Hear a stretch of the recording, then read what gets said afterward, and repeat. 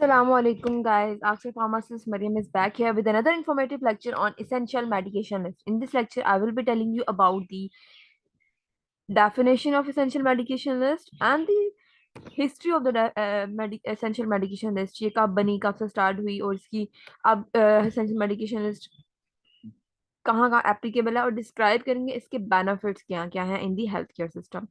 सो सबसे पहले हम पढ़ते हैं कि what is EML without any delay. But before starting this lecture, I would request you to kindly subscribe to my channel, Akshay Pharmacist Mariam, and share this lecture to your fellows. And if you find this lecture informative, please like this video and hit the bell notification on. तो ये आप लोगों की तरफ से मेरे लिए एक तरह का जो है वो अप्रिसिएशन होगी और मुझे कॉन्फिडेंस मिलेगा और मोटिवेशन मिलेगी कि मैं इस तरह की और वीडियोस बनाती रहूं। सो चलें स्टार्ट करते हैं। E M L essential medication list, E essential, M medication and L list. So in the essential medication list, E M L is comprised of minimum medicines needed on the basic healthcare system, listing the most efficacious, safe and cost effective medicine for the priority conditions. यानी जो drug सबसे ज्यादा एफिकेसियस होंगी, safe होंगी और cost effective होंगी, हमारी वो जो होगी प्रायोरिटी भी होगी कि हम उनको एसेंशियल मेडिकेशन लिस्ट पे ऐड करें और वो मिनिममली हर हेल्थ केयर सेटअप पर रिक्वायर्ड होंगी। बेसिक हेल्थ केयर यूनिट जो हमारा होगा या रूरल हेल्थ केयर यूनिट होगा, वहां पे हमारी जो EML की जो ड्रग्स होंगी वो वहां पर अवेलेबल होना जरूरी है। फिर priority conditions are selected on the basis of the current estimation of future. फिर हम देखते हैं कि हमें क्या क्या करंट कंडीशंस जो है वो फेस करनी पड़ी है in the health care setup. For example, जब कोविड आया तो हमने कोविड की जो मेडिसिन थी या जो भी मेडिसिन वहाँ पे उसमें जो जो भी प्रॉप्स यूज होते थे, मास्क वगैरह, तो वो हमने इसेंशियल मेडिकेशन लिस्ट में डाल दिए। And the estimation for the future public health relevance, और ये देखते हैं कि फ्यूचर में अब इनको क्या क्या रिक्वायर्ड होगा। So potential safe and cost effectiveness इनकी सबसे इंपॉर्टेंट पॉइंट है कि वो एफिकेसी और सेफ हो और कॉस्ट इफेक्टिव हो, और उसके अलावा फ्यूचर एंड करंट कंडीशंस को भी देखकर हम एसेंशियल मेडिकेशन लिस्ट बनाते हैं।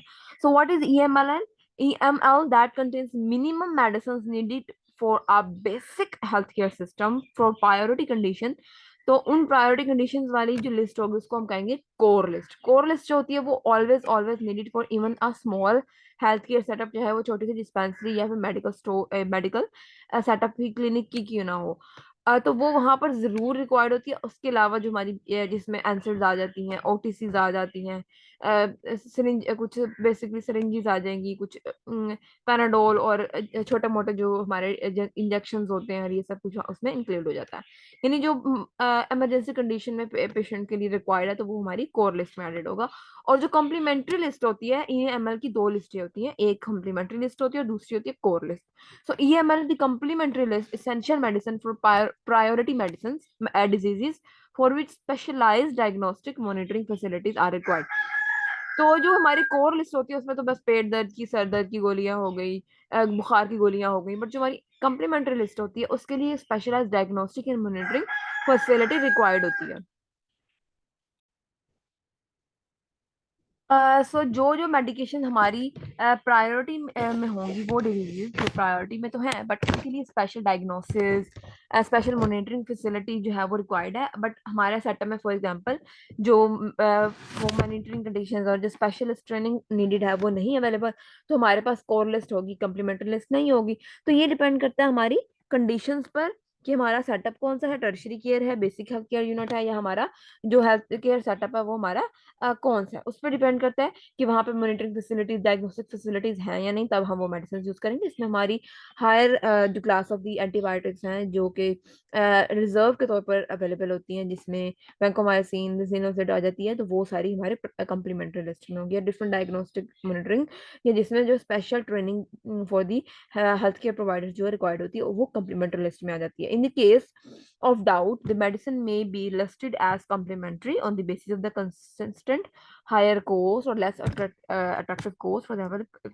जो डाउट है कि अदर हमारी इस कोर में होनी चाहिए या नहीं, उसकी लेस अट्रैक्टिव कोस्ट की वजह से या effectiveness of the in variety of the settings की वजह से, तो हम उसको कॉम्प्लीमेंट्री लिस्ट में ऐड कर देंगे on the basis of its needs and future and advance. जो भी हम उसको देखते हुए हम उसको कोर में भी ऐड ऑन कर सकते हैं लेटर ऑन।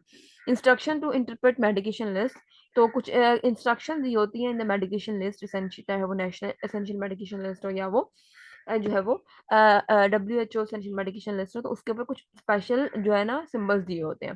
तो दिस स्केयर बॉक्स जब दिया होगा, ये square box is primarily intended to indicate similar clinical performance within a pharmacological class, यानी उनकी within a pharmacological class जो है वो सिमिलर एक्शन जा रहा है। वो ये भी हो सकता है कि वो advance form of any drug हो, फॉर एग्जांपल पहले वो एक प्रोडक्ट आया, उसकी एफिकेसी और सेफ्टी को बढ़ाने के लिए हमने उसके अंदर चेंजिंग्स की, उसकी हमने जो है वो न्यू जेनेरिक्स या फिर न्यू डेरिवेटिव्स बना लिए जो ज्यादा सेफ और एफिकेसियस थे। अब क्या हुआ, उन प्रोडक्ट की जो वो ड्रग जो कि लीड ड्रग था वो, और जो आगे उसके डेरिवेटिव्स आए थे, अब उनकी फार्माकोलॉजिकल क्लास और क्लिनिकल परफॉर्मेंस सिमिलर है, बट उनकी सेफ्टी और एफिकेसी डिफरेंट है, तो उनके ऊपर हम स्केयर बॉक्स का सिंबल डाल देंगे। The listed medicine should be example of the class for which there is best evidence for the effectiveness and safety. The instruction to interpret medication list in some cases, this may be the first medicine that license for the marketing, यानी पहली हमारी जो drug थी for the marketing के लिए जो हमारी जो मेडिसिन इशूड हुई थी, लाइसेंस जिसको मिला था, तो वो हमारी हो जाएगी सेम, और उसके in some other instance subsequently license compound में बी सेफर एंड इफेक्टिव, यानी उसके जो डेरिवेटिव्स है वो ज्यादा सेफर और इफेक्टिव थे, तो वो सारे के सारे सेम फार्माकोलॉजिकल क्लास में आ जाएंगे, तो उनके ऊपर हम स्केयर बॉक्स डाल देंगे। where there is a no difference in term of efficacy and safety of the data, यानी उनके सेफ्टी और एफिकेसी में फर्क नहीं है, they are listed in the medicine should be the one that is generally available for the lowest price, तो उनमें से हम वो मेडिकेशन लिस्ट EML में ऐड करेंगे जो कि हमारी ज्यादा कॉस्ट इफेक्टिव होगी, और इनमें ऊपर वाले पे जिनकी वो जो कंपाउंड डेरिवेटिव्स हैं उसमें हम वो वाला ड्रग इंक्लूड करेंगे जो ज्यादा सेफर एंड इफेक्टिव होगा, और यहाँ पे जब उनकी एफिकेसी और सेफ्टी सेम होगी सबकी, तो हम वो ऐड करेंगे जो ज्यादा कॉस्ट इफेक्टिव होगा, लोएस्ट प्राइस पे जो अवेलेबल होगा। The based on the international drug price information sources, not all scarce boxes are applicable for the medicine selection for the children.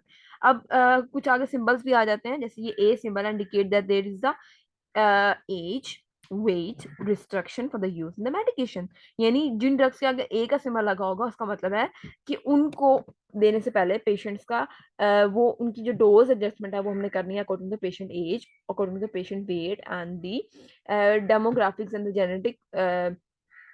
Genetic demographics of the patient. हमने ऐसे ही patient को नहीं दे देनी, बल्कि हमने उसकी एज वेट और हाइट के अकॉर्डिंग उसको ड्रग जो है वो एडजस्ट करके देनी है। Then comes the there is a C symbol.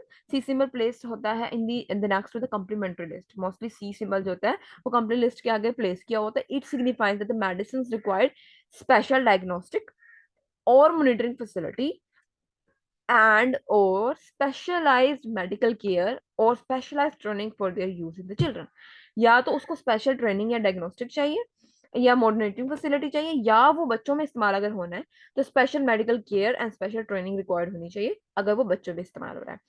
Symbol C is placed next to the individual medicines or strength medicine. It signifies that there is a significant indication for the restriction its use in the children।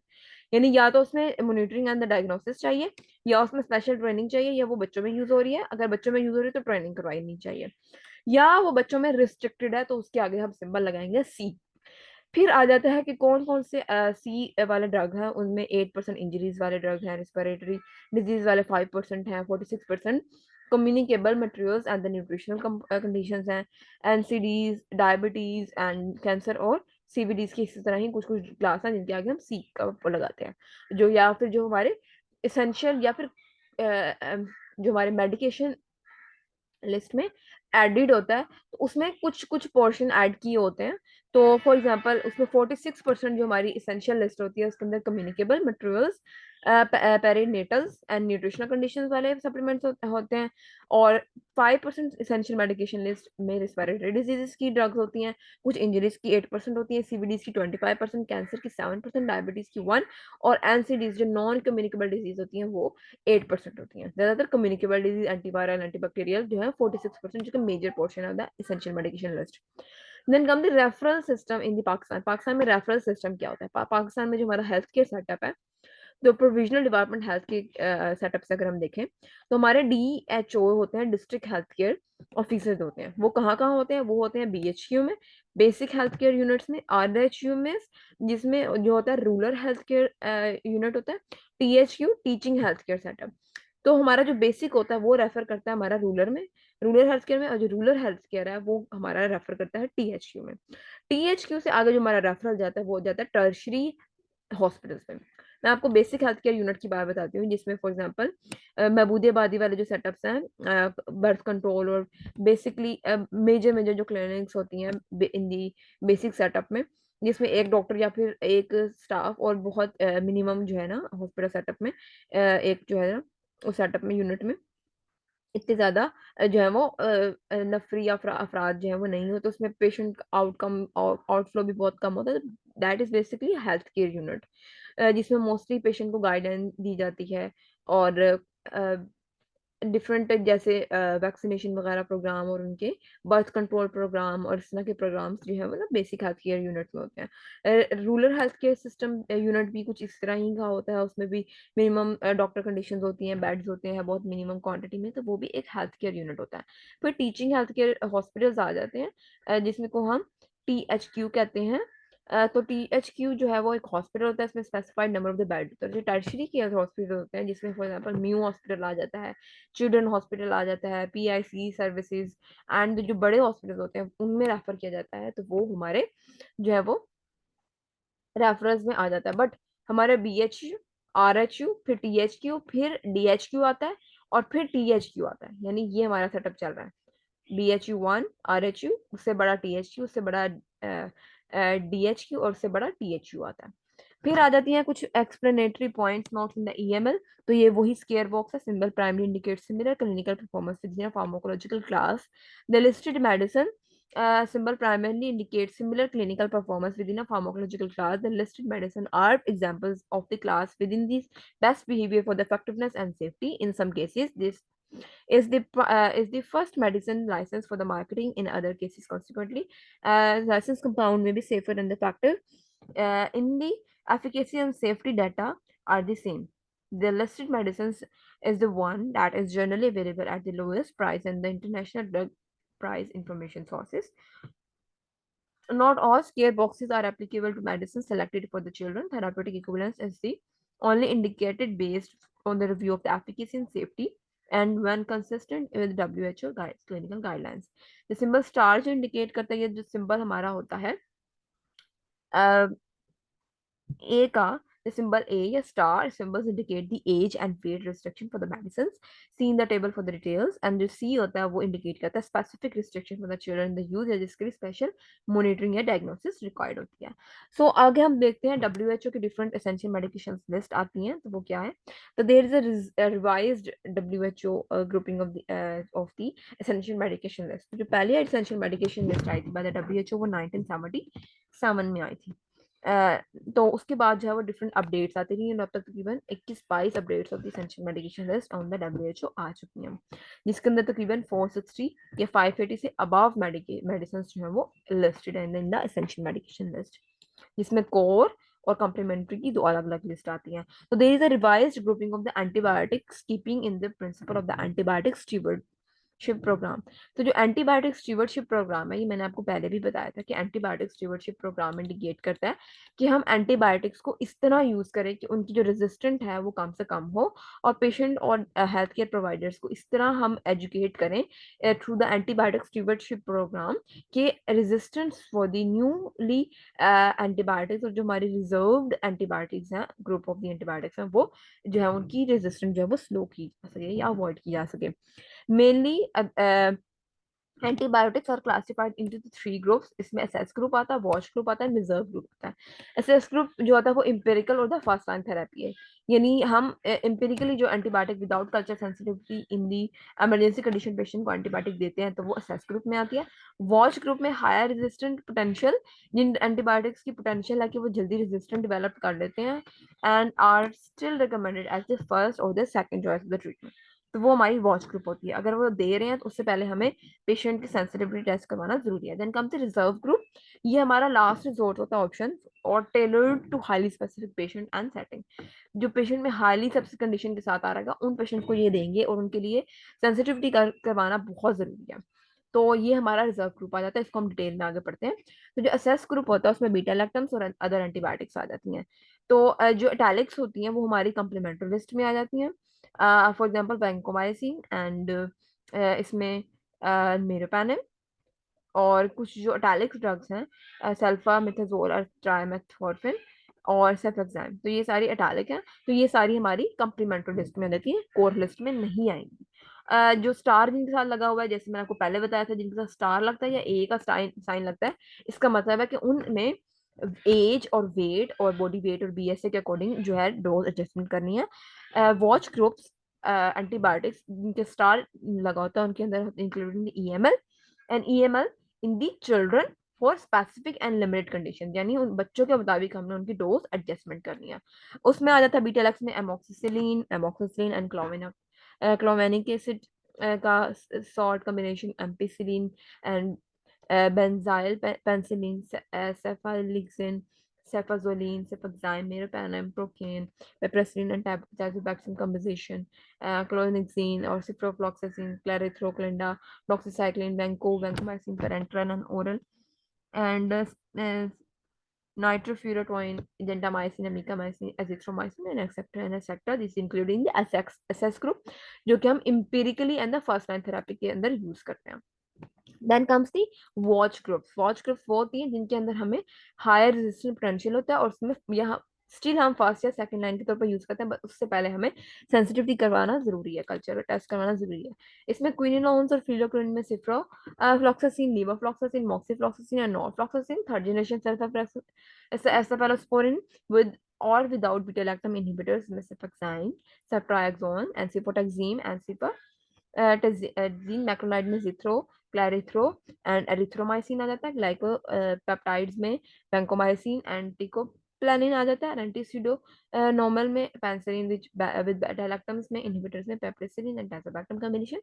कार्बिपेनम्स में meropenem, इमीपेनम and cisplatin, and पिनिम्स में फेरोपेनिम आ जाती है। Reserve group, जिनके अंदर reserve group होता है जो कि हमारा लास्ट रिजोर्ट होता है, यानी जब हमारे पास patient access group watch group से अपनी सेंसिटिविटी डेवलप नहीं रखता और उनके अगेंस्ट रेजिस्टेंट हो जाता है, तब हमारा ये लास्ट रिजोर्ट होता है। इसमें tailored highly specific patient setting required होती है।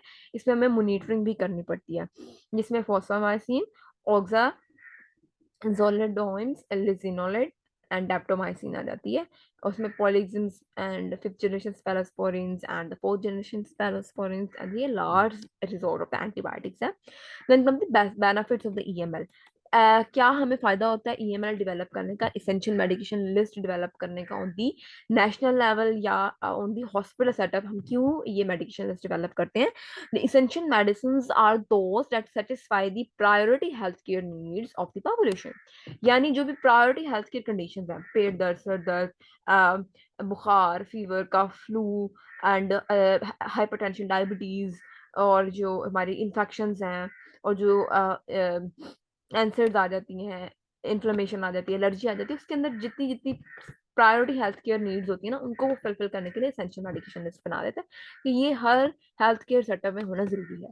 Essential medicine as selected with due regards to disease prevalence and public health care relevance. और अगर कोई स्पेसिफिक डिजीज प्रेवलेंट हो गई है, कोई एपिडेमिक आ गया, तो उसके मुताबिक इसमें ड्रग सेलेक्ट की जा सकती है। Evidence of the clinical efficacy and safety और कंपैरेटिव कॉस्ट एंड इफेक्टिवनेस, मगर हमें उसमें कॉस्ट इफेक्टिवनेस भी देखनी होती है। बेनिफिट तो ईएमएल में और क्या आ जाता है? Assess quality and rational use of the medicine and essential medicine, also assist the planning of the drug audits and evaluation studies in the hospital setups. तो हम उसमें ड्रग ऑडिट और एवेल्युएशन स्टडीज करना भी हमारे लिए आसान हो जाता है, क्योंकि सेंट्रल मेडिकेशन लिस्ट हमारे पास अवेलेबल है, उसी के अकॉर्डिंग पे ही हम जो है वो अपनी लिस्ट और जो स्टडीज है वो कंडक्ट करेंगे। तो ये कंडक्ट हुई थी एक study in the Aga Khan Hospital on the utilization of the piperacillin and tazobactam, drug utilization evaluation of DUE of the piperacillin tazobactam in the tertiary care teaching hospital, जो कि EML essential medication list में included थी। Objective क्या था study का? The objective of the study was to evaluate the use of the piperacillin and tazobactam, PIP या TAZ जिसके लिए हम short form use करते हैं, PIP for piperacillin and TAZ TAZ for the tazobactam, in the hospitalized patient in order to identify the degree of the compliance to the patient approved by antibiotic subcommittee to of hospital. So study settings में आगा Khan hospital में हुआ था, ICU, obstetrics and the gynae and general medicine and the nephrology में ये study conduct हुई थी। Guidance for implementation in the hospital क्या थी कि क्या क्या गाइडलाइंस हॉस्पिटल को इन द एसेंशियल मेडिकेशन लिस्ट या फिर फॉर्मली में मेंशन की हुई थी कि अगर पेशेंट को आपने टाइजोबैक्टीरियम और जो है एमी पेपरासिलिन कॉम्बिनेशन दे रहे हैं तो क्या क्या अप्रूव गाइडलाइंस थी, तो वो हम लोग अप्रूव गाइडलाइंस पढ़ते हैं for the PEP and test in the hospital, justification of the use, हमने उसकी यूज को जस्टिफाई करना है। Infection in which culture sensitivity data shows that the growth that is resistant to the first line antibiotics and sensitive to the piperacillin and tazobactam। Empiric use अगर करना है for not more than 96 hours in, यानी तकरीबन 3 दिन के लिए अगर हम इसको यूज करें विदाउट कल्चर सेंसिटिविटी, तो वो 3 दिन से ज्यादा नहीं करना। Empiric use in the life threatening infection of sepsis या वैप, वेंटिलेटर एसोसिएटेड निमोनिया या nosocomial RTI respiratory tract infection and the diabetic foot ulcer and gangrene and febrile neutropenia, जिसमें हायर लेवल ऑफ सेप्सिस और patient की life threatening condition है, तब हम 3 दिन के लिए एम्पेरिकली इसको यूज कर सकते हैं, या हम कल्चर सेंसिटिविटी टेस्ट करवाकर ये देख सकते हैं, इसको जस्टिफाई कर सकते हैं कि हम पेशेंट को क्यों टाइजोबैक्टम एंड पिपरासिलिन दे रहे हैं। एंड सी में आ जाता है patient is critical, is in the critical care और area covered with infectious disease consultant, या फिर वो किसी ऐसे एरिया में अवेलेबल है जहाँ पे इन्फेक्शन जो है वो क्रिटिकल केयर में है और वहाँ पे उसकी इन्फेक्शन डिजीज हो सकती है। Cancer immunocompromised patient and with febrile neutropenia and the culture shows no growth. तो जो हमारे कैंसर पेशेंट होते हैं, they are already immunocompromise, तो उनके अंदर भी हम मतलब प्रोफाइलैक्सिस ये यूज कर सकते हैं, बट हमने इसको जस्टिफाई करना है कि उनके कल्चर शो नो ग्रोथ और उनको फिब्राइल न्यूट्रोपेनिया भी है। The patient having clinical features of the infections and elevated neutrophils count, neutrophils count जो होता है वो एक बैक्टीरियल इन्फेक्शन को इंडिकेट करता है, तो या तो सीबीसी हो या तो उसका कल्चर सेंसिटिविटी रिपोर्ट उसकी पड़ी हो, तब हम उसको जस्टिफाई कर सकते हैं कि हम इसको क्यों ये टाइजोबैक्टर और पेपरासिन दे रहे हैं। And elevated neutrophil counts that do not respond to the first line therapy, यानी उसका सीबीसी में न्यूट्रोफाइल काउंट ज्यादा था, हमने इसको फर्स्ट लाइन थेरेपी दी पर स्टिल उसका न्यूट्रोफिल काउंट डिक्रीज नहीं हो रहा, द फर्स्ट एंटीबायोटिक टेस्ट हो चुकी है, रिस्पॉन्स टू रिस्पॉन्स, बट हमने कल्चर सेंसिटिविटी जब की तो वो पेप्रासिन और टाइजोबैक्टम से ज्यादा इफेक्टिव है और उसमें वो सेंसिटिविटी शो कर रहा है। क्रिटिकल प्रोसेस इंडिकेटर्स क्या क्या है इसके, appropriate cultural obtain prior to the therapy, culture test करवाना जरूरी है। Pre treatment TLC total leukocyte count and neutrophil count obtain किया हो, सीबीसी भी हो और कल्चर सेंसिटिविटी रिपोर्ट भी हो। प्री ट्रीटमेंट में हमने सीरम क्रिएटिनिन ऑब्टेन करना है, क्योंकि जो टाइजोबैक्टम और पेपरासिन कॉम्बिनेशन है that affects the kidneys and उसके लिए सीरम क्रिएटिनिन करवाना जरूरी है, यानी उसके यूरिन का test. TLC neutrophils count at least once a week and serum creatinine at least once a week हमने करवाना है। Doses individualise as per the renal functional status, अगर हम देख रहे हैं उसका सीरम क्रिएटिनिन जो है वो ऑल्टर्ड है तो हमने उसकी कंडीशन के अकॉर्डिंग जो है वो उसकी डोज एडजस्टमेंट करवानी है। Appropriateness of the duration of the therapy, for example empirically 3 से 4 दिन के लिए यूज करना है और थेराप्यूटिकली 7 से 14 दिन के लिए। More than 40 days in case of the infections of the bones and the soft tissues, अगर इसको सॉफ्ट टिश्यूज या बोन्स में इन्फेक्शन है तो मोर देन 14 days हमने इसको यूज करना है। पेशेंट डेमोग्राफिक्स क्या क्या है इसमें, record of the total 200 patients was subjected to elation of this process, जिसमें 124 जो थे मेल थे और 76% जो थी फीमेल्स थी। एज हमारी तकरीबन मीडियन में सब 52 एज थी और रेंज हमारी 50 साल से 20 साल तक थी। ठीक है, क्लिनिकल डिपार्टमेंट हमने medicine, surgery, oncology, ICU, obstruct and gynae, neurology और पीडियाट्रिक से हमने इतने इतने सैंपल कलेक्शन किए थे। Then comes the overall criteria wise compliance. Indicator appropriateness थी, यानी क्या कल्चर सेंसिटिविटी करवाई थी, तो 200 में से 147 की कल्चर सेंसिटिविटी करवाई थी, 53 की नहीं करवाई थी। Culture obtain prior to the therapy, तो हमने 36 की नहीं करवाई थी, बाकी 164 की करवाई थी। प्री ट्रीटमेंट TLC या न्यूट्रोफिल कल्चरिंग सारी करवाई थी, तो 196 में करती और 200 में से 196 में की थी CBC और 4 में नहीं की। प्री ट्रीटमेंट में सीरम क्रिएटिनिन जो है वो सब पेशेंट्स का करवाया। TLC या न्यूट्रोफिल काउंट मॉनिटरिंग भी हमने तकरीबन सब पेशेंट्स की विद इन 1 वीक जो है ना 1 वीक के ड्यूरेशन से हमने करवाई। Serum creatinine at least once a week भी हमने तकरीबन मोस्टली 193 पेशेंट्स की करवाई आउट ऑफ 200, जो कि 90% से अबव भी है। Dose individualisation as per the renal function, यानी जिन पेशेंट्स की जो डोज सीरम क्रिएटिनिन जो थी वो अच्छी नहीं थी, जिनका रीनल फंक्शन स्टेटस खराब था, वो 87 पेशेंट्स थे। और 87 पेशेंट्स में हमने जो उनकी सीरम क्रिएटिनिन मॉनिटरिंग थी वो की थी, और उनकी dose individualisation and dose adjustment भी की थी। Then come the appropriateness of the duration of the therapy. तो ड्यूरेशन जो थी वो अप्रोप्रिएट थी, यानी पेशेंट को हमने बहुत कम दिन या बहुत ज्यादा दिन तो नहीं कि एंटीबायोटिक यूज करवा दी, मोर देन 3 days या 12 days, तो सॉरी लेस देन 3 days तो नहीं करवाई कि वो रेजिस्टेंट हो सकता है यहाँ पे मोर देन 12 days। सो तकरीबन जो हमारे 85% जो पेशेंट थे आउट ऑफ 147, उनमें हमने जो था अप्रोप्रिएटनेस ऑफ द थेरेपी की थी। देन ये भी फिर वही याद आता है कि आईसीयू में कितनी थी, कितनी कंप्लाइंट्स थे, गायनी में कितने कंप्लाइंट थे, क्या वो अपनी सारी जो इंडिकेटर्स थे, क्राइटेरियाज थे, वो कंप्लीट कर रहे हैं या नहीं। तो मोस्टली मोस्टली तमाम वार्ड्स में जो ये आईसीयू और ऑब्स्ट्रक्टिव के डिपार्टमेंट्स ने, वहां पर ये क्राइटेरियाज फॉलो अप किए जा रहे थे in the Aga Khan hospital. And medicine, surgery department, oncology department, सब डिपार्टमेंट्स में तकरीबन तकरीबन 100%, ये देखें 100 से 100 में से 100 पेशेंट्स जो हैं उनकी हम टीएससी करवा रहे हैं, 100 में से 91 पेशेंट्स में हम कल्चर सेंसिटिविटी करवा रहे हैं, 100 में से 100 का हम टीएससी न्यूट्रोफिल करवा रहे हैं। डोज इंडिविजुअलाइजेशन 52 लोगों का खराब हुआ रीनल स्टेटस, हमने उनमें से 52 की जो डोज थी वो एडजस्टेड की। तो यहाँ पे पेशेंट इंडिकेट कर रहा है कि पेशेंट को हमने जो है वो प्रॉपरली उनका रिकॉर्ड कीपिंग की, और उनकी प्रॉपर हमने जो है वो डोज एडजस्टमेंट और क्राइटेरियाज को फॉलो किया। Thank you so much for listening. If you find this lecture informative, kindly share this lecture with your pharmacy and the healthcare providers, doctors, nurses, and the other healthcare system providers. And kindly subscribe to my channel and hit the bell notification on for such videos. Thank you so much. Allah Hafiz.